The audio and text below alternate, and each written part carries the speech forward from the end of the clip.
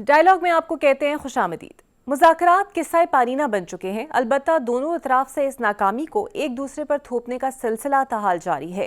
PTI commission न बनाने और हामिद रजा के मदरसे पर छापे और उनकी गिरफ्तारी को मुज़ाकरात खत्म करने की वजह बताई जा रही है और साथ में ये भी डिमांड की जा रही है कि अगर कमीशन का ऐलान कर दिया जाए तो बात बन सकती है, जबकि हुकूमती रहनुमा पीटीआई की जानिब से मुज़ाकरात खत्म किए जाने को जल्दबाजी से जोड़ रहे हैं। पीटीआई की डिमांड पर जवाब ये दिया जा रहा है कि 28 जनवरी के इजलास से कबल ना तो कोई कमीशन बनाया जाएगा और ना ही इसका ऐलान होगा। पीटीआई अगर इस इजलास में शामिल हो तो बैठकर बातचीत से तमाम मसाइल का हल निकाल सकते हैं। दूसरी जानिब सुप्रीम कोर्ट में कल का रोज इंतहाई अहम है, क्योंकि कल ही सुप्रीम कोर्ट में 3 अहम केसेस की समाअत होने जा रही है। कल सुप्रीम कोर्ट का 2 रुकनी बेंच एडिशनल रजिस्ट्रार के खिलाफ तौहीन अदालत केस का फैसला सुनाने जा रहा है, तो कल के ही रोज इस एक्शन के खिलाफ नजरसानी केस की अपील भी फिक्स है। 6 रुकनी बेंच इस अपील पर समाअत करेगा और इसी 6 रुकनी बेंच में शामिल 2 जजेस पर जस्टिस मंसूर अली शाह एक खत के जरिए तहफ़्फ़ुज़ात का इजहार कर चुके हैं। इसलिए ये समाअत काफ़ी दिलचस्प हो गई है और हो सकता है कि ये किसी नए बहरान का पेश खैमा साबित हो। कल सबसे अहम केस 26वीं आईनी तरमीम के खिलाफ दरख्वास्तों पर समाअत का है। 5 रुकनी आईनी बेंच इस केस पर समाअत करेगा, जबकि पीटीआई इस केस में फुल कोर्ट बनाने का मुतालबा कर रही है और इसी हवाले से एक दरख्वास्त भी दायर की गई है। अब देखना यह है कि आईनी बेंच पीटीआई की इस दरख्वास्त को ज़ेरे गौर लाता है या फिर खुद ही इन तमाम दरख्वास्तों पर समाअत करता है। आईनी बेंच पर यह भी एतराज़ किया जा रहा है कि वो बेंच जो खुद आईनी तरमीम के बाद कायम हुआ, क्या वो इस केस की समाअत कर सकता है या नहीं।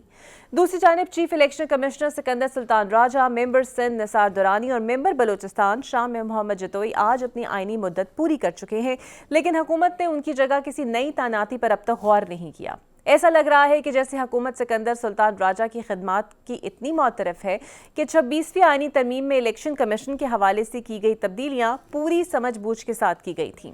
आज के डायलॉग पर इन्हीं मामलात पर बात करेंगे। मेरे साथ मौजूद होंगे पाकिस्तान पीपल्स पार्टी के सीनियर रहनुमा और सीनियर कानूनदान एतजाज एहसन साहब। बहुत शुक्रिया एतजाज साहब आपके वक्त का। बज़ाहिर सर लग रहा है कि 26वीं तरमीम के बाद कुछ नए एतराज़ात जो हैं वो शुरू हो गए हैं, एक नई जंग इख्तियारात की शुरू हो गई है। ये तय नहीं हो पा रहा कि केसेस सुनना आईनी बेंच का इख्तियार है या कौन से केसेस रेगुलर बेंच सुनेगा। खतो खिताबत भी शुरू हो चुकी है अंदर ही। इसका हल आपको क्या नज़र आता है सर? तो इसमें ये हुआ है कि एक पिटिशन 26वीं आईनी तरमीम से पहले फाइल हुई, जिसमें 26वीं आईनी तरमीम के लाने की प्रोसेस और उसकी इलेक्टोरेट यानी जो सीटें थी मुतनाज़ा और जो सुन्नी इत्तेहाद काउंसिल की सीटें थी उनका तयन वो पहले होना चाहिए, बाद में होना चाहिए। और वो आईनी 26वीं आईनी तरमीम की बुनियाद जिस पे रखी जानी थी उससे मुतल्लिक वो एतराज़ किया गया। वो मंसूर अली शाह साहब के पास लगी, उनके बेंच में 3 मेंबर बेंच था, आयशा मलिक भी थी। उन्होंने उसमें नोटिस कर दिया। उसके बाद अब ये नोटिस हुआ है कि 26वीं आईनी तरमीम उसी फोरम ने कर दी जिसको जो कुछ वोट्स पे चैलेंज हुआ था और उस पिटिशन में वो चैलेंज था। तो अब सवाल ये पैदा होता है कि पहले ये रेट सुनी जाए कि पहले आईनी तरमीम को देखा जाए, को माना जाए। अब आईनी तरमीम हो गई है तो आईनी तरमीम के बाद ये कहा जा सकता है कि वो पिछली पिटिशन ख़त्म हो गई। वो दूसरे कहते हैं कि नहीं जी, पहली पिटिशन जो हुई है उसमें ये फ़ैसला भी करें कि आईनी तरमीम 26वीं हो भी सकती थी कि नहीं, और इस सूरत में हो सकती थी कि नहीं। अगर वो नहीं हो सकती थी तो ये बेंच हमारा जो है और इसका फ़ैसला और इसकी ये सिफारिश के फुल कोर्ट सुने, ये पहले इसका फ़ैसला होगा, फिर आईनी तरमीम पर फैसला होगा कि वो आईनी है या गैर आईनी है। तो ये एक अब रिले रेस में चेंज ऑफ बैटन पे किसने पहले किया और किसने बाद में किया, ये एक एकेडमिक बहस है और इतनी एकेडमिक भी नहीं है। It can go to the root of the matter. पर मेरा ख्याल है कि इसमें आईनी बेंच को चूँकि वो मुहैया होगी सारी सहूलतकारी और हेल्प जो कि सेक्रेटेरिएट देगा, एडमिनिस्ट्रेशन देगी सुप्रीम कोर्ट की, रजिस्ट्रार और डिप्टी रजिस्ट्रार और ख़ुद चीफ जस्टिस साहब, चूँकि याया अफरीदी साहब 26th अमेंडमेंट के को ही चाहेंगे कि वो वैलिड हो, क्योंकि वो ख़ुद उसके ज़रिए चीफ जस्टिस बने हैं। तो अब ये गिनती पे ही टूटेगा मामला, किस तरफ ज़्यादा जजेस हैं और आईनी बेंच में क्या नंबर्स होते हैं। अब 8 मेंबर बेंच जो बना है उसमें एतराज़ किया है मंसूर अली शाह साहब ने 2 जजेस के बैठने पे, और मेरा नहीं ख्याल वो एतराज़ माना जाएगा। लेकिन और मेरा ख्याल है कल सुबह जो आईनी बेंच है वो पहले बैठेगा, तो वो उसमें फैसला कर देगा ये जो चैलेंज है टू दी 26th अमेंडमेंट। बिल्कुल ठीक है। उसमें आईनी बेंच में सारे ही जजेस जो है वो 26th अमेंडमेंट की वजह से आईनी बेंच के मेंबरान हैं, और आईनी बेंच एक बहुत सुप्रीम कोर्ट के हवाले से ज़्यादा ताकतवर बेंच बन गया है। बिल्कुल सही। सारे अच्छा, बेंचेस से एतजाज़ ज़्यादा साहब, ताकतवर। ये जो इख्तियारात की सर जंग है, इसकी समाअत से कबल ही बिलावल भुट्टो साहब ने भी एक बयान दिया। वो कहते हैं कि आईनी तरमीम को रूल बैक करने का इख्तियार सिर्फ पार्लियामान के पास है, और अगर कोई ऐसा करेगा तो हम इसको मानेंगे नहीं, चाहे वो आईनी बेंच हो या सुप्रीम कोर्ट। इस पर आप क्या कहेंगे, और क्या वाकई तरमीम के अंदर कुछ ऐसी शिक भी शामिल थी कि कोई इसको पार्लियामान के अलावा रूल बैक नहीं कर सकता? ये चीज़ अब कोर्ट डिवाइडेड है, अगर डिवाइडेड ना होती तो को अदालत ने कर देना था। पहले अदालत ने 18वीं तरमीम और एक 15वीं तरमीम के बिल्स को उन्होंने अदालत ने काफ़ी उसमें, और 19वीं तरमीम तो डिक्टेट ही अदालत ने की थी। लेकिन चूँकि कोर्ट डिवाइडेड है और इसमें तकसीम है बहुत बड़ी, तो इसलिए मेरी भी राय ये है कि इसको ये कर नहीं सकेंगे अदलिया। अगर यकजहत होती तो फिर वो अदलिया ने किसी की नहीं माननी सुननी थी, पर चूँकि तकसीम है और इस वजह से वो अब पार्लियामेंट ही इसकी हो सकती है मेरे ख्याल में, जो इन रियलिटी अल्टीमेटली इस पे कुछ कर सकती है। लेकिन इससे बदकिस्मती ये है कि जो 26वीं आइन में की आइनी तरमीम में जो तजावज़ात है आइन से, वो भी अब ख़त्म ना होंगे, और वो भी बदस्तूर अमल दरामद उन पे होता रहेगा, क्योंकि चीफ जस्टिस याया अफरीदी साहब अगर तो वो अपना वज़न आइनी तरमीम के ख़िलाफ़ डाल देते हैं तो फिर तो एक बात कही जा सकती है कि अदलिया ने अपने इख्तियारात को कुछ मुस्तहकम और करने की कोशिश की है और उनको कुछ बचाया है। लेकिन अगर याया अफरीदी साहब भी, जो कि 26वीं आइनी तरमीम के तहत ही जो एक लिहाज से चीफ जस्टिस बने हैं, तो उनका भी स्टेक इसी में ही होगा कि आइनी तरमीम रहे।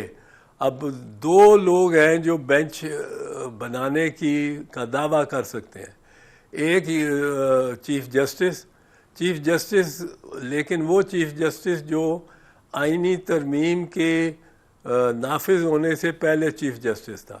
दूसरा आइनी तरमीम के नाफिज हो जाने के बाद एक कमेटी और एक नई कमेटी और एक नया बेंच, ये बेंच का सरबरा वो जस्टिस अमीनुद्दीन साहब।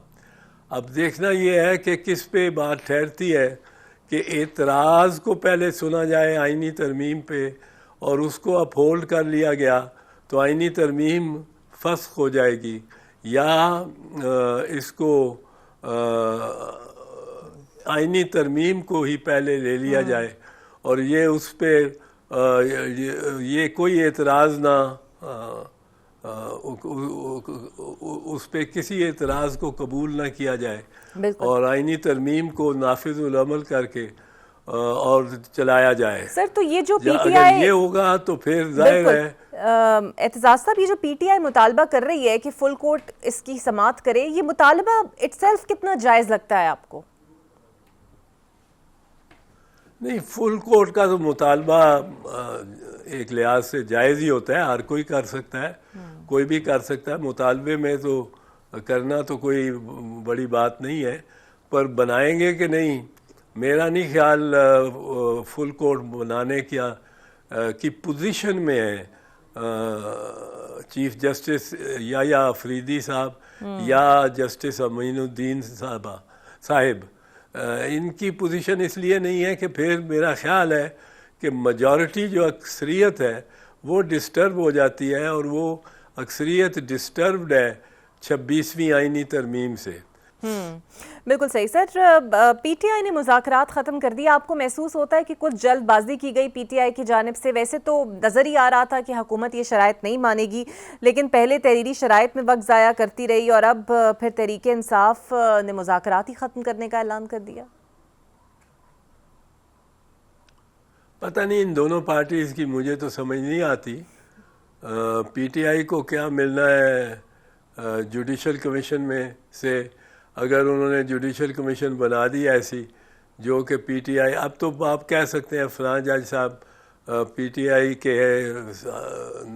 के लिए नरम गोशा रखते हैं, फलां जज साहब उनके मुखालफिन के लिए और नून लीग के लिए नरम गोशा रखते हैं। तो और बहुत सारे जजेस ने अब अपॉइंट भी होना है और उसमें एक काफ़ी कोर्ट पैकिंग हो जानी है मौजूदा हुक्मरानों के हक में। तो ये तो वाक़याती बात है, वाक़यातन होगा। बाकी रहा ये कि इस माहौल में जुडिशल क्लाइमेट में शायद ही उम्मीद हो कि पीटीआई को कोई रिलीफ मिल जाए। रिलीफ मिलेगी अगर तो बड़ी अचंभा होगा। सर कोई ऑप्शन उनके पास और बचता है? बातचीत करने के अलावा कोई ऑप्शन आपको नजर आता है? एहतजाज भी वो कुछ खास अपना स्टेबल नहीं कर पाए? नहीं, एहतजाज तो उन्होंने एक्चुअली पीटीआई ने अपने वर्कर को बेजा अभी थकाया है, रोज़ कह के डी चौक पहुँचो, डी चौक पहुँचो, डी चौक पहुँचो। रियासत ने जब ये फैसला कर लिया हो कि डी चौक नहीं पहुँचने देना किसी को, तो मज़ामत तो करेगी चाहे लोग कुछ पहुँच भी जाएं डी चौक पे, पर फिर डी चौक पहुँच के 20-30 हज़ार बंदे को वहाँ पहुँचना चाहिए और वो ऐसा मुमकिन नहीं। तो उनको अभी भी मेरा ख्याल है कि इसमें सांस लेने देना चाहिए वर्कर्स को और कुछ अरसा इसी मामले पर तवज्जो रख के लोगों की कि मुज़ाकरात हो रहे हैं या नहीं हो रहे, मुज़ाकरात हो रहे हैं कि नहीं हो रहे, इधर तवज्जो रखें और कोई कॉल देने की अभी जल्दी ना करें। बिल्कुल सही। अच्छा सर, एक मामला और है और वो ये कि हुकूमत बहुत जल्दबाजी में कवानीन पास करा लेती है। पीपल्स पार्टी खुलकर कहती है कि जनाब हमसे मुशावरत नहीं होती, हमसे बात नहीं की जाती, एतराज़ भी बिल पे करती है, फिर जल्दी जल्दी उस बिल को पास भी करा देती है हुकूमत के साथ मिलकर। अब ये पीका एक्ट भी उसी की एक कड़ी है, मतलब एक व्हाट्सएप ग्रुप पे भी अगर आप कुछ कह दें तो उस पर भी मुकदमे दर्ज होना शुरू हो जाते हैं। नहीं, पीका एक्ट में जो तरामीम आ रही हैं ये तो बड़ी खौफनाक किस्म की तरामीम है और इसके बाद तो आप कैद की सज़ा जिसको चाहे दे लें और किसी के नाम पे फॉल्स भी निकलती हों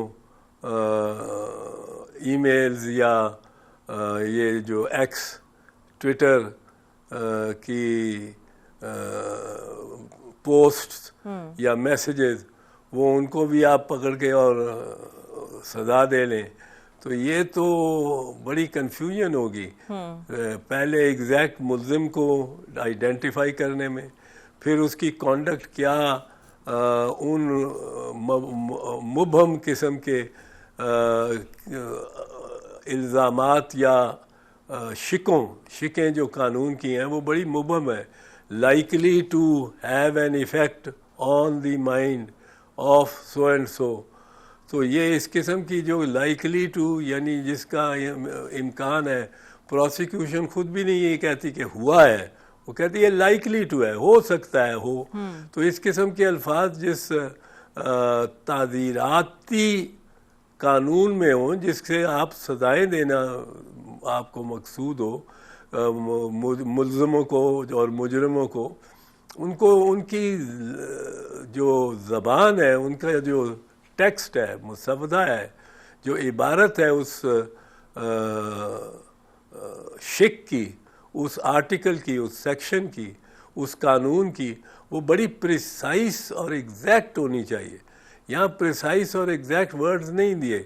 जब प्रिसाइस और एग्जैक्ट वर्ड्स ना हो, बिल्कुल ऐसे अल्फाज जो किसमें कोई इबाहम ही ना हो, तब तक अगर इबाहम वाले अल्फाज इस्तेमाल किए गए, जिससे मैंने कहा लाइकली टू, इम्कान है कि, अभी हुआ नहीं पर लाइकली टू, आइंदा हो सकता है।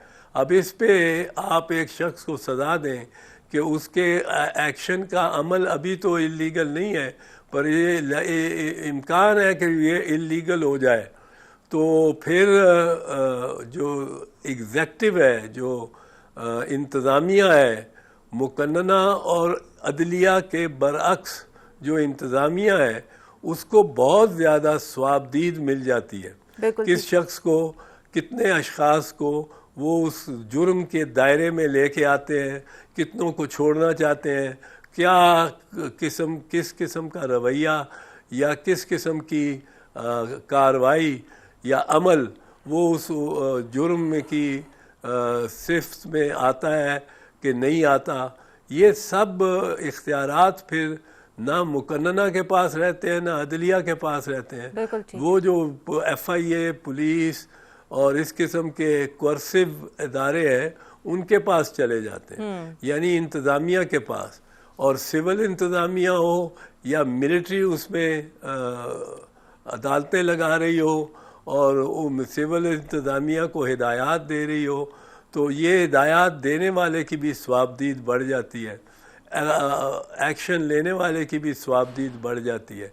और ये स्वाबदीदी जो भी कानून हो वो बड़ा घनावना और ड्रैकोनियन होता है। जितना सर, तो ये इसकी रिजर्वेशन दी जाए। बिल्कुल सर, तो इसका एहसास ऑब्वियसली पीपल्स पार्टी को तो होगा, फिर वो कह भी देते हैं कि हम तंग आ गए हैं, तो ये कितनी देर तक ये खामोश इत्तेहाद चलेगा?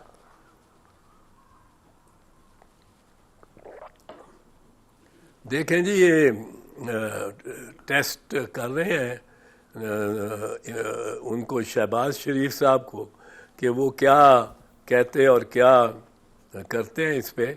इस पे सेंट्रल एग्जीक्यूटिव कमेटी ने उनकी तरफ इस बात पे बढ़ने का फैसला किया है, तो देखें क्या बनता है। बिल्कुल मेरे ख्याल, मैं तो नाउमीद हूँ मियाँ साहिबान की तरफ से किसी ऐसे पॉलिसी की जो कि उनके अपने मुफाद के अलावा किसी के मुफाद में हो, पर देखते हैं। बिल्कुल सही, बहुत शुक्रिया आपका एतजाज़ एहसन साहब, मेरे साथ मौजूद थे। देखते हैं आने वाले दिनों में क्या होता है। एक ब्रेक के बाद आपसे मिलते हैं। मेरे साथ मौजूद होंगे नून लीग के सीनियर रहनुमा तारिक फजल चौधरी साहब। बहुत शुक्रिया तारिक साहब आपके वक्त का। इलेक्शन कमिश्नर सिकंदर सुल्तान राजा की मुद्दत मुलाजमत आज ख़त्म हो रही है, लेकिन लग रहा है कि हुकूमत की कुछ तवज्जो और इंटरेस्ट इस जानिब है नहीं, क्योंकि शायद आप सिरे से इस मामले को ज़ेरे गौर लाना ही नहीं चाहते 26वीं तरमीम के बाद। जी बिस्मिल्लाहिर्रहमानिर्रहीम। देखिए, कतई तौर पे ऐसी बात नहीं है, 26वीं तरमीम अपनी जगह पे, लेकिन जाहिर है एक कॉन्स्टिट्यूशनल इदारा है और उसमें जो नए उनके चेयरमैन हैं वो बिल्कुल उनकी मुशावरत के साथ ही अपोजिशन के साथ आगे तैनाती की जाएगी। लेकिन इसमें जो गुजारिश है वो ये है कि जरा अपोजिशन के मामलात भी तो देखें ना। हम तो बड़े पुरुमीद थे कि अपोजिशन जो है वो मुज़ाकरात के मेज़ पे आई है, अल्लाह अल्लाह करके 1 साल के बाद उन्हें कोई एक सियासी सोच या सियासी समझबूझ उनके अंदर आई है और वो पॉजिटिव तरीके के साथ ये मुज़ाकरात करेंगे और इससे कोई नतीजा सामने आएगा। लेकिन आप देख रहे हैं कि जो मुज़ाकरात उन्होंने किए और उसके बाद एक डेडलाइन दी और उसके बाद डेडलाइन भी मीडिया के जरिए और फिर उस डेडलाइन के मुकम्मल होने से पहले ही जिस तरह मुज़ाकरात से उन्होंने नए फरार इख्तियार की वो आपके सामने है। तो मुझे ये बताएं कि कौन सा ऐसा अमल है, चाहे वो चेयरमैन साहब की नए चेयरमैन की तैनाती है या कोई और ऐसा अमल है जिससे अपोजिशन की मुशावरत चाहिए या उनका नुक्ता नज़र चाहिए, क्या वो गवर्नमेंट को देंगे या गवर्नमेंट के साथ बैठेंगे? सबसे पहला सवाल तो ये है। और अगर बगैर उनकी मुशावरत के हमने तैनाती कर दी तो उस पर नया जनाब फितरा और फसाद शुरू हो जाएगा जनाब कि इन्होंने अपनी मर्जी का बंदा लगा दी है, फिर अगले 5 साल यही ढंडोरा चलता रहेगा। बिल्कुल सही। ये बताइएगा कि पीटीआई ने तो मुज़ाकरात ख़त्म कर दिए हैं लेकिन अभी भी आपने 28 को बुलाया हुआ है इजलास, लेकिन पीटीआई आती है या नहीं आती, तो आप लोग क्या कोशिश करेंगे कि पीटीआई एक मरतबा फिर से मुज़ाकरात में शामिल हों? और क्योंकि बदएतमादी तो पैदा हो गई ना, कमीशन बनाने पर आप लोग पहले ही इनकार कर चुके। देखिए बिल्कुल कोशिश की जा रही है, न सिर्फ करेंगे बल्कि की जा रही है और हम उनको आज भी ये बात कहते हैं कि जो मुज़ाकरात है उसका दूसरा नाम सियासत है। अगर मुल्क में आपने सियासत करनी है और आप चाहते हैं कि सियासी अमल आगे बढ़े तो उसके लिए मुज़ाकरात का जो दरवाज़ा है इसे बंद ना करें। ये सारी बातें जो मीडिया के ऊपर आके वो करते हैं और धमकियां देते हैं और डेडलाइंस देते हैं, ये सारी मुज़ाकरात के मेज़ के ऊपर आके ये बातें होनी चाहिए। गवर्नमेंट इस सिलसिले में बिल्कुल संजीदा है और हम इन मुज़ाकरात को बिल्कुल नतीजा खेज बनाना चाहते हैं। मुल्क में जो पॉलिटिकल आप ये कहें कि चाय की प्याली में तूफान ये लेके आने की नाकाम कोशिश कर रहे हैं जब से इलेक्शन हुए हैं, वो मैं समझता हूँ कि मुल्क के लिए बेहतर नहीं है। एक स्मूथ पॉलिटिकल एनवायरनमेंट जो है उसमें वो भी सियासत करें, मुल्क भी आगे बढ़े, अवाम के लिए भी अच्छी अच्छी खबरें आए। हमारा टोटल जो नुक्ता नजर है वो ये है। मुझसे कई दफा पूछा गया मुख्तलिफ प्रोग्रामों में कि आप क्या चाहते हैं पीटीआई से, तो मैंने उन सबसे यही कहा, मैंने कहा जी हम सिर्फ और सिर्फ चाहते हैं पाकिस्तान चाहते हैं, पाकिस्तान के हालात की बेहतरी चाहते हैं। ठीक, ये बताइएगा कि आखिर से जुडिशल कमीशन बनाने में मसला था ही क्यों? क्योंकि ऑपोजिशन का इल्ज़ाम फिर कहीं सच साबित तो नहीं हो रहा कि आप लोगों के पास इख्तियारात ही नहीं हैं और सिर्फ टाइम गेन करने के लिए आप लोग तहरीरी डिमांड्स भी मांग रहे थे और मुज़ाकरात को खींच भी रहे थे? कमेटी बिल्कुल बाख्तियार है जी। हमारे सारे सीनियर तरीन लोग जो हैं वो इस मुज़ाकराती टीम का हिस्सा हैं। उसके बाद हमारे जितने इत्तेहादी हैं उनके सीनियर तरीन लोग जो हैं वो इस मुज़ाकरात का जो अमल है उसमें शरीक हैं। और इससे ज़्यादा क्या, हम कोई फ्रांस के सदर को ला के बिठाएं तो तब ये हाई पावर कमेटी बनेगी। आपकी तमाम जमातों की सीनियर तरीन क़यादत जो है वो मुज़ाकरात के अमल में शामिल है और किसी के पास इतना फालतू वक्त नहीं है यकीन जाने कि वो मुज़ाकरात कर भी रहा है और चाहता है कि मुज़ाकरात से निकले भी कुछ ना। ऐसी बात बिल्कुल भी नहीं है। दूसरी तरफ सर, आप लोग इख्तियारात की बात तो करते हैं लेकिन यहाँ पर चेयरमैन सेनेट नाला है कि पूरी जेल इंतज़ामिया चेयरमैन सेनेट के अहकामात पर भी भारी हुई पड़ी है। मुस्लिम लीग नून की भी नहीं सुनती। एजाज चौधरी के प्रोडक्शन ऑर्डर जारी होते हैं लेकिन उसके ऊपर अमल दरामद करने से इनकारी है। देखिए उसका इससे कोई ताल्लुक नहीं है। इसके बीच में कुछ ऐसे बयानात भी आए हैं जो दोनों जानिब से, अपोजिशन की जानिब से भी, हमारे भी कुछ लीडर्स की जानिब से, जो आप कह लें कि थोड़े सख्त हो सकते हैं, लेकिन सियासत है ना, सियासत तो साथ साथ चल रही है। अब ये तो नहीं हो सकता कि मुज़ाकरात हो रहे हैं तो तमाम सियासी लोग, सियासी जमातें अपनी अपनी दुकानें बंद करके, शटर डाउन करके बैठ जाएं। ऐसा नहीं है। मुल्क में सियासत भी हो रही है, मुल्क में बाकी मामलात भी चल रहे हैं, तो लिहाजा मुज़ाकरात को उनसे लिंक ना किया जाए। मुज़ाकरात तो मैं अक्सर कहता होता हूँ कि अगर जंग में दो पार्टियों के बीच में हो रहे होते हैं तो एक तरफ गोला बारूद चल रहा होता है, दूसरी तरफ मुज़ाकरात हो रहे होते हैं। तो मुज़ाकरात को ये ना समझा जाए कि मुज़ाकरात के साथ पूरा मुल्क जो है वो उसकी बाकी सारी मामलात जो है वो रुक जाए, ख़त्म हो जाए। कि जी मुज़ाकरात हो रहे हैं, ऐसा नहीं है। मैं अभी सही, ये बताइएगा सर कि 26वीं आईनी तरमीम के सबरात तो वैसे काफ़ी नज़र आ रहे हैं, अदलिया में भी तकसीम नज़र आ रही है, ख़त खताबत भी शुरू हो गई है, जजेस पर एतराज़ भी हो रहे हैं। दूसरी जानिब PTI ने जो दरख्वास्त दायर की है इस पर नज़रसानी के लिए, उस पर फुल कोर्ट का मुतालबा कर दिया है। तो स्पेसिफिकली इस केस में फुल कोर्ट बनाने के अमल को आप कैसे देखते हैं? हर इदारे के जो कॉन्स्टिट्यूशनल इंस्टीट्यूशंस हैं उनके मामलात में सियासी लोगों को दरअंदाजी और दखलंदाजी नहीं करनी चाहिए। ये सुप्रीम कोर्ट ऑफ पाकिस्तान की अपनी जुरिस्डिक्शन है कि वो फुल कोर्ट बनाते हैं या नहीं। लेकिन जहाँ तक आपने वो सवाल किया कि जजेस के अंदर कोई इख्तलाफ है, मेरा ख्याल है इस पर भी हमें बहस नहीं करनी चाहिए। अगर किसी मामले के ऊपर कोई जज इख्तलाफी राय रखते हैं तो ये इससे पहले भी होता रहा है कि 5 बेंच है, उसमें अक्सरियत की जो जज है उनकी राय के मुताबिक फैसला होता है, 2 जज अपना इख्तलाफी नोट लिखते हैं और ये एन जो सुप्रीम कोर्ट का निज़ाम और सिस्टम है उसके मुताबिक है। ये कोई ऐसी अनहोनी बात नहीं है। सही, ये बताइएगा कि तारिक फजल साहब, ख्वाजा आसिफ 1-2 रोज़ पहले प्रेस कॉन्फ्रेंस में कह रहे थे कि मलिक रियाज को हर सूरत अब रियासत वापस लेकर आएगी। तो अगर वाकई इतनी संजीदा थी तो पहले ऐसे इकदाम क्यों नहीं किए गए? क्योंकि अब तक तो हमारा मुत्तहिदा अमारात के साथ कोई ऐसा मुआहदा भी नहीं है या हम किसी को लेकर आ सके वापस यहाँ पर। देखिए, मुत्तहिदा अरब अमारात से हमारा ये मुआहदा बिल्कुल मौजूद है कि अगर कोई भी फ्यूजिटिव जो है वो दोनों ममालिक में किसी को मतलूब हो तो वो दूसरा मुल्क जो है वो उसकी वापसी का पाबंद है। ये मुआहदा मौजूद है। देखिए, इस पर ज्यादा आवाज उस वक्त उठी है कि जब 190 मिलियन पाउंड में इमरान खान को सजा हुई है, तो जाहिर है बाकी को जो लोग इस सारे अमल में और सारी करप्शन में मुलविस थे उनके जात के हवाले से भी सवाल किए गए हैं। तो तब ये जवाब ख्वाजा आसिफ साहब ने दिया है। और कोर्ट किसी को भी सजा उसी वक्त देती है जब उसको सफाई का मौका दे, वो पाकिस्तान मौजूद हो, अदालत में हाजिर हो। तो जैसे ही ये लोग बाकी पाकिस्तान आएंगे, जाहिर है उन्हें सफाई का मौका दिया जाएगा और उसके बाद उनका भी बाकायदा ट्रायल होगा इस केस में। ठीक, ये बताइएगा कि हुकूमत इतनी जल्दबाजी में क्यों नजर आती है कि मिनटों में कानून मंजूर कर लिए जाते हैं और जिस किस्म के कवानीन बनाए जाते हैं वो खासे सख्त होते हैं, जिस तरह पीका एक्ट में बनाए गए हैं। आपको नहीं लगता कि मुतल्लिका स्टेक होल्डर्स को एतमाद में लेना चाहिए था? क्योंकि इस तरह ये कैसा एक्ट है कि व्हाट्सएप ग्रुप में कोई आप मैसेज करें और आप पर मुकदमात दर्ज होना शुरू हो जाए? देखिए, पीका एक्ट इमरान खान साहब के दौर में आया और अभी भी उसकी सजा में कोई इजाफा नहीं किया गया, बल्कि उसमें कुछ जो आप ये कहें कि नॉर्मलीज थी उन्हें दूर किया गया है। बाकायदा एक अथॉरिटी के क़याम की बात की गई है और जो अथॉरिटी के फैसले से जिसको इख्तलाफ होगा वो उसके लिए ऊपर एक ट्राइब्यूनल कायम किया गया है। कोई सजा नहीं बढ़ाई गई। बाकी दुनिया के हर मुल्क में मीडिया जो है वो कोई ज़ाब्ते किसी कानून के तहत चलता है। आज़ादी है राय अपनी जगह के ऊपर, लेकिन स्टेट के इदारे एक दूसरे की हुदूद व क़यूद का ख्याल रखना, प्राइवेसी का ख्याल रखना, किसी के घरों में ना घुसना, किसी की ज़ात को भेजा फेक न्यूज़ की नज़र ना कर देना, ये सारी बातें ऐसी हैं कि पूरी दुनिया में रेगुलेट होती हैं और पाकिस्तान में अगर हों तो ये बड़ी खुशाइंद होगा।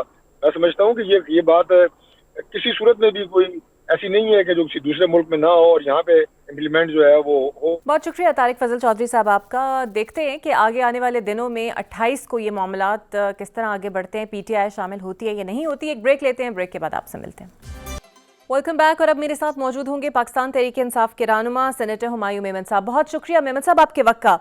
पहले तो ये बताइएगा, अली अमीन गड्डापुर के मुखालिफ हैं जुनैद अकबर साहब, बिला मुकाबला चेयरमैन PAC भी मुंतखब हो गए, फिर उनसे सदारत भी वापस ले ली गई पार्टी की सूबाई सतह की।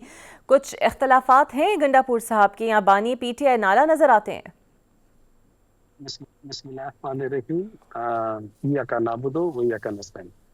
मैं आपको मिसाल देता हूँ। ये हमारी पार्टी की एक पॉलिसी है कि अगर आप किसी गवर्नमेंट पोजीशन पर जाते हैं तो आप पार्टी की जो पोजीशन होती है उस पर छोड़ते हैं।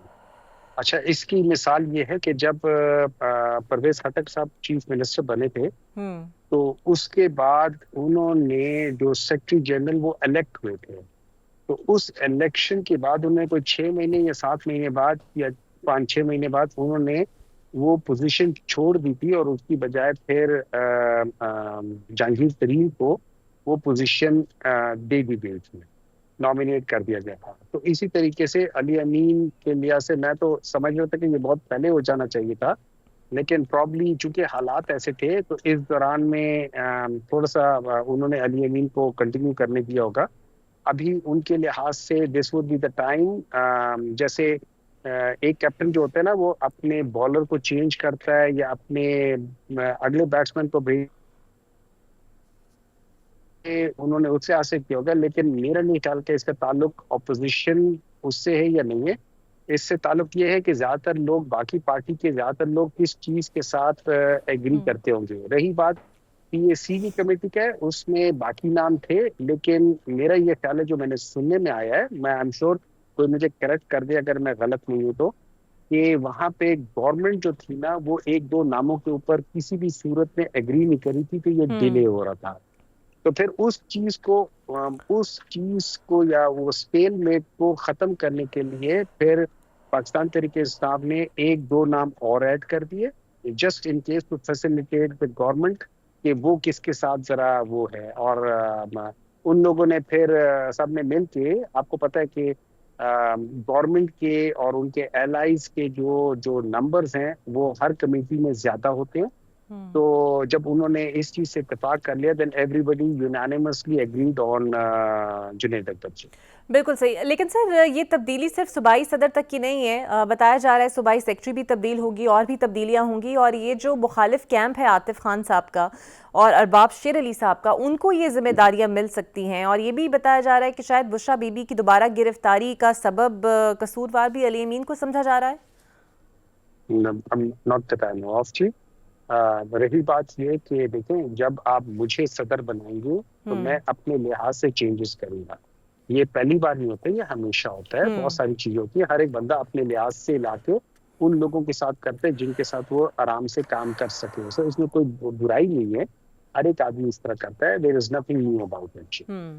बिल्कुल सही। अच्छा, आप लोग कभी कहते हैं कि मुज़ाकरात ख़त्म हैं, फिर ऑप्शन देते हैं कि कमीशन बना दे तो हम वापस आ जाते हैं, लेकिन सर मुझे बताइएगा कोई और ऑप्शन है पीटीआई के पास इस वक्त बातचीत के अलावा?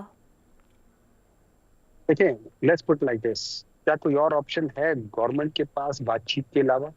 क्या कोई और ऑप्शन है गवर्नमेंट के पास पीटीआई को मेन स्ट्रीम के अंदर लाते हुए? उस वक्त गवर्नमेंट क्या कर रही है? बेसिकली गवर्नमेंट ये कर रही है कि पाकिस्तान की सबसे बड़ी पॉलिटिकल पार्टी को टेररिस्ट डिक्लेयर करने की कोशिश कर रही है। ये जो चीज है ना, ये खतरनाक है। अच्छा, इस चीज से इनको हटना चाहिए। अब हटने के लिए क्या चीज है? कोई दरमियानी रास्ता निकालने के लिए नेगोशिएशंस आर इम्पोर्टेंट। अच्छा, अब जब उन्होंने हमेशा पीटीआई को कहा कि आप हमसे बातचीत करें, पीटीआई हमेशा से ये समझती थी कि इनके पास पावर्स नहीं है। उसकी वजह जो भी आप समझ लो, उसकी एक वजह थी। फिर हम लोगों ने नेगोशिएशंस के लिए जो हमारे मेन अहदाफ थे कि भाई आप हमारे चोरी शुदा सीटें वापस करो और जो गवर्नमेंट में आप बैठे हुए हो बगैर किसी मैंडेट के, आप वो खाली करो। लेकिन इस बात पे ऑब्वियसली आगे कोई डिस्कशंस हो नहीं सकती, तो हम उन 2 पॉइंट से पीछे हटके हमने सिर्फ जो सिंपल सी चीज थी कि भाई 9th में हमारे ऊपर इल्जाम है, आप वो सारे पॉलिटिकल प्रिजनर्स आजाद करो, क्योंकि ये सारे केसेस पॉलिटिकली मोटिवेटेड है। आपको भी पता है, मुझे भी पता है, आवाम को भी पता है। अगर कोई समझता है कि ये पॉलिटिकली मोटिवेटेड नहीं है, वो अपने आप से भी झूठ बोल रहा है, आवाम से भी झूठ बोल रहा है।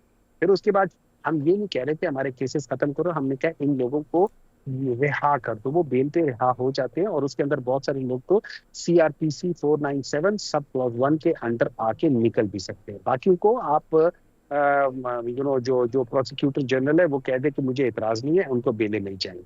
ठीक है, उनकी 4 कंडीशंस होती है, वो पूरी करते हैं, सबको मिल जाएंगे। और उसके बाद फिर हमने अपने ऊपर से वो दाग धोने, उसके लिए हम कमीशन बुलाना चाह रहे हैं जो देख ले और बताए कि भाई क्या वाकई इन लोगों ने किया या नहीं किया, या हमारे अंदर कोई ऐसे लोग प्लांटेड थे जिन्होंने ये सारा काम किया और हमारे ऊपर इल्जाम लगाया।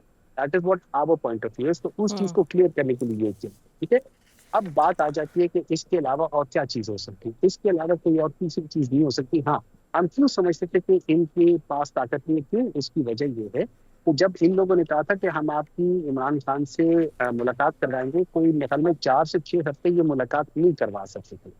दूसरी और तीसरी मीटिंग के दरमियान में कोई 3 हफ्ते 4 हफ्ते का डिले हुआ था, और उसकी वजह ये थी कि इनके कहने के बावजूद they did not have the either permission या व्हाटएवर ये मुलाकात करवाए। फिर जब संडे को मुलाकात करवा दी तो उसके बाद मंडे ट्यूसडे को हमने इन राइटिंग दे दिया। अब ये इन राइटिंग पता नहीं खुद डिस्कस कर रहे थे या इन राइटिंग लेकर कहीं चले गए थे डिसीजन मेकिंग के लिए। उसमें हमने क्या कहा है? उसमें हमने कहा है कि जी 31 जनवरी लास्ट डेट है, उससे पहले पहले आप इन प्रिंसिपल डिसाइड कर लो कि कमीशन होगी, फिर हम चौथी मीटिंग में उस कमीशन को 2 आवर्स के ऊपर डिस्कस करें, so that we can expedite that thing.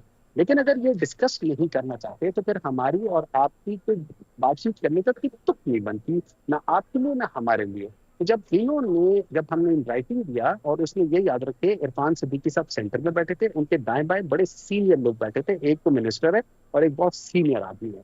जब उन्होंने बैठ के वहां पे हमारे इन राइटिंग देने के बाद उसका उसका मजाक उड़ाते हुए ठीक है एक तरीके से कहा कि जी ये तो नामुमकिन है, तो फिर हमने अपने सीरियसनेस दिखाते हुए कहा कि जब ये नामुमकिन है तो why should we even talk to sir, you. लेकिन वो तो मतलब ये हमें भी कोई कहते शौक हैं, नहीं। इरफान साहब तो ये भी कहते हैं हमने 28 का इजलास अभी भी बुला रखा है, उससे पहले हम कमीशन की बात तो करेंगे भी नहीं और कोई जवाब भी नहीं देंगे। लेकिन वो कहते हैं कि आप लोगों ने स्पीकर और उनकी तौहीन की है और एकदम मुज़ाकरात आपने ख़त्म कर दिया, हालांकि डेडलाइन आप ही ने खुद दी थी 31 की। लेकिन ऐसा है, तौहीन हुई थी चेयरमैन सेनेट की जब उन्होंने प्रोटेक्शन ऑर्डर दिए और आज तक प्रोटेक्शन ऑर्डर पूरे नहीं हुए। ये पार्लियामान की तौहीन है, ये सेनेट की तौहीन है, ये इनके एलाइज के उम्मीदवार यूसुफ रज़ाक गिलानी की तौहीन है, जिसने उस तौहीन के बाद पिछले 1-1.5 हफ्ते से सेनेट का इजलास ही नहीं अटेंड किया। बिकॉज दिस वॉज अच्छा, ये रूल्स जो सेनेट के रूल्स है उसमें रूल नंबर 84 इस चीज पे वजाहत देता है कि चाहे वो किसी इदारे के पास हो आदमी, चाहे वो फेडरल के पास हो या प्रोविंस के पास हो, दे शैल रिप्रोड्यूस दैट पर्सन। शैल का लफ्ज इस्तेमाल हुआ है, तो उस बेसिस पे इन्होंने नहीं किया। तो खैर तौहीन की ये क्या बात करेंगे। अब दूसरी बात यह है कि जब आप इस किस्म की बात करते हैं कि जी आपके साथ वाले बंदे बैठे हुए हैं और वो कहते हैं कि जी ये तो नामुमकिन है और आप उनके दरमियान में बैठे हुए हैं, तो मैं ये समझूंगा कि आप प्रेस कॉन्फ्रेंस में मिडिल में बैठ के जब आप कर रहे हैं आप उनके साथ हैं। इन्होंने बाद में कहा कि जी हमने तो ना नहीं कहा। अगर आपने ना नहीं कहा तो उस वक्त उनको चुप करा देते या उसी वक्त कह देते कि सॉरी ये इनका अपना पॉइंट ऑफ व्यू है, as far as community is concern we are still happy to discuss that thing, हम कभी ये ना करते। लेकिन जब इन्होंने प्रॉब्लम, उनका ख्याल ये था कि हम लोग को जरूरत है बात करने की, तो हम इनकी हर जो भी उल्टी सीधी बात करेंगे हम वो मान जाए। तो हमने कहा कि हमें किसी चीज की जरूरत नहीं है, हम अपने पॉइंट ऑफ व्यू पे खड़े, नहीं करना तो जहां पे एक इल्जाम है वहां दूसरा भी सही। और ऐसा तो नहीं है कि जिस खदशे का इजहार इरफान साहब कर भी रहे थे, कह भी रहे थे कि शायद कोई और रोशनदान आपको कहीं ना कहीं नजर आ गया है, कोई और रास्ता नजर आ गया है, इसीलिए आप लोगों ने मुज़ाकरात खत्म कर दिए और डायरेक्टली एस्टैब्लिशमेंट से बात करेंगे अब? देखिए हम तो पहले भी यही समझते थे कि एस्टैब्लिशमेंट से बात करनी चाहिए, क्योंकि पावर इनके पास है, इनके पास तो है ही नहीं। लेकिन कोई ऐसा रास्ता हमें नजर नहीं। हमारा एक मोटो है जो मैंने स्टार्ट ही उधर से किया था, इया का नाबुदो व इया का नस्तईन, है अल्लाह हम तेरी ही इबादत करते हैं और सिर्फ तुझसे मदद मांगते हैं। बाकी अल्लाह हमारे लिए कौन सा रास्ता निकालता है, कौन सा जरिया निकालता है, ये अल्लाह ताला जाने और उसके काम जाने। हम से वो कहते हैं ना, वो एक सजदा जिसे तू गरां समझता है देता है हजार सजदों से आदमी को निजात। हम लोग हजार सजदे नहीं करते, हम सिर्फ एक सजदा करते हैं। अच्छा सर, फवाद चौधरी साहब मेरी प्रोग्राम में फरमा रहे थे कि आप लोगों को पहले ही मौलाना फजल रहमान और अचकज़ई साहब को लेकर मुज़ाकरात की तरफ जाना चाहिए था। उस टाइम तो नहीं हो सका, लेकिन अब आप लोग राब्ता कर रहे हैं। मुस्तफ़ा नवाज़ खोकर से, शाहिद हक़ान अब्बासी से भी मुलाकातें आप लोगों की हुई हैं, तो ये सब हरबे इसीलिए कि शायद हुकूमत पर अब थोड़ा प्रेशर बिल्ड हो सके। देखिए इस तरह है कि मेरे ख्याल में अगर पहले बातचीत हो जाती अच्छी बात थी, लेकिन ये एक कलेक्टिव डिसीजन होता है। हो सकता है उस वक्त डिसाइड ये हुआ हो कि नहीं हम लोग पहले बात करते खुद और फिर ऐसा ऐसा वो करते। आपने सारे अपने कार्ड्स एकदम नहीं शो करने होते, लेकिन मेरे ख्याल में इस जगह पे सारे स्टेक होल्डर्स को बात करनी चाहिए। मैं यहाँ पे अपनी जाती राय ये दूंगा कि हर एक पाकिस्तान का स्टेक होल्डर इसमें आ जाए और उसकी और मेरी खास तौर पे इसमें एस्टैब्लिशमेंट की तरफ भी इशारा है, क्योंकि पिछले कितने दहाइयों से they have played a very important role in politics और इस चीज को डिस्कस करना है, क्योंकि हमने असल जो आगे जाना है। देखिए ये मुल्क आज तक फेल इसी वजह से हुआ है कि हम लोग कॉन्स्टिट्यूशन के लिहाज से नहीं चले। हम लोगों ने बल्कि इस दफा क्या किया, हमने कॉन्स्टिट्यूशन को मस करने की कोशिश की है और उसमें जो ट्राइकोटमी ऑफ पावर्स थी, सेग्रीगेशन ऑफ पावर्स थी, हमने उसको भी तबाह कर दिया है। हमने जो इंडिपेंडेंस ऑफ जुडिशरी है उसको खत्म कर दिया और अब आप देख रहे हैं कि जुडिशरी जो पहले भी सबसे कमजोर थी, अब उसके अंदर कितनी लड़ाइयाँ हो गई है। और मजे की बात यह है कि अच्छे जजों के दरमियान में भी होनी शुरू होगी, जस्ट बिकॉज कि हम लोगों ने बिल ऐसे या कॉन्स्टिट्यूशन ऐसे पास किया, अमेंडमेंट ऐसे पास किए जिसका ये काम था कि वो इन लोगों के आपस में लड़ाई करवाए। बिल्कुल सही। एक आखिरी सवाल सर, 26वीं आईनी तरमीम आप लोगों ने कल चैलेंज कर रखी है, समाअत भी इस पर हो रही है, लेकिन बिलावल भुट्टो साहब कहते हैं कि इसे कोई रूल बैक नहीं कर सकता और अगर कुछ हुआ तो इसको पार्लियामेंट ही तस्लीम नहीं करेगी। तो इस पर आप लोगों का क्या टेक है कि कोई ऐसी तरमीम थी इसमें नजरसानी में कि तशरीह का इख्तियार भी आला अदलिया से वापस ले लिया गया है?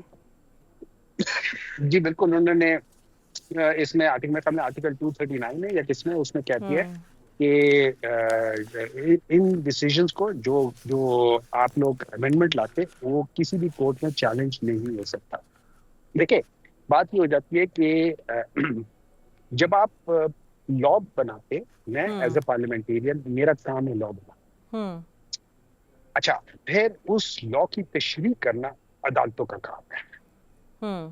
तो क्या वो इसकी तशरीह कर सकते हैं? हाँ, तशरीह कर सकते हैं। तशरीह करके वो बताते हैं कि ये जो लॉ बना था ये सही है या गलत, ये उनका काम है। हम किसी के ऊपर ये नहीं कह सकते कि आप इसको चैलेंज नहीं कर सकते। अगर चैलेंज नहीं कर सकते, आज इन्होंने ये बनाया, कल को इनके साथ 5-6 और चोर मिल जाए तो ये दूसरी लॉ भी बना सकते हैं कि आज के बाद से फलाना काम जो है वो कर सकते हैं और कोई वो नहीं करेगा। मतलब पैसों के ऊपर ही सिर्फ लोगों को एडमिशन मिला करेगी।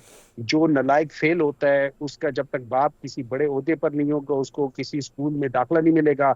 अगर वो दाखिला नहीं देंगे तो उसके प्रिंसिपल को टर्मिनेट कर दिया जाए। इस किस्म के लॉज बना सकते हैं।